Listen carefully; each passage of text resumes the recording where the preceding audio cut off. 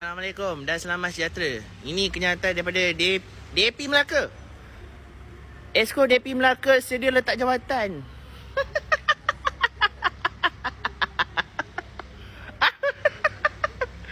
Oi, DAP, aka Parti Komunis.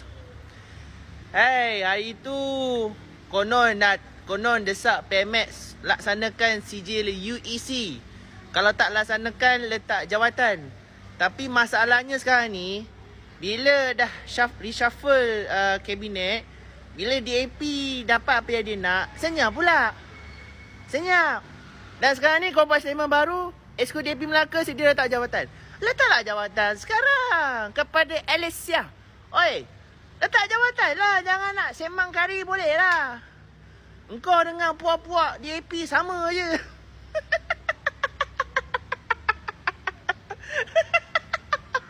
Ni. Daripada kau buat statement bodoh ni, lebih baik letak jawatan. Aku nak tengok. Aku nak cabar kepada Esko DAP Melaka, letak jawatan. Tak payah nak sembang bunyi lah. Hari tu dekat convention DAP Melaka. Jadi apabila anda tanya, sekarang apa kata suruh kita keluar daripada kerajaan perpaduan?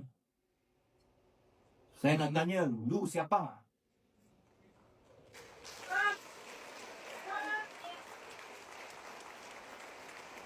Sama ada kerajaan perpaduan tentang bab ini yang membuat keputusan ialah Presiden UMNO Malaysia. Bukannya Ahmad saja.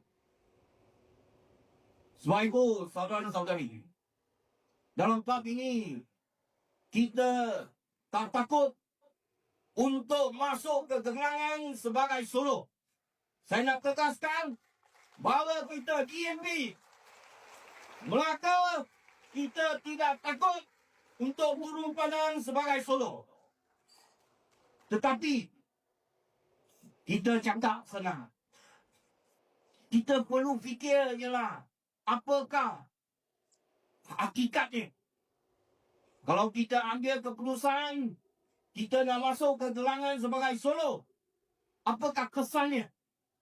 Itu yang perlu kita fikir. Kita tak pernah takut. Kita sudah lama jadi pembangkang. Kita bukannya tamak jawatan. Kita bukan tamaknya jawatan Esko ataupun menteri. Dengan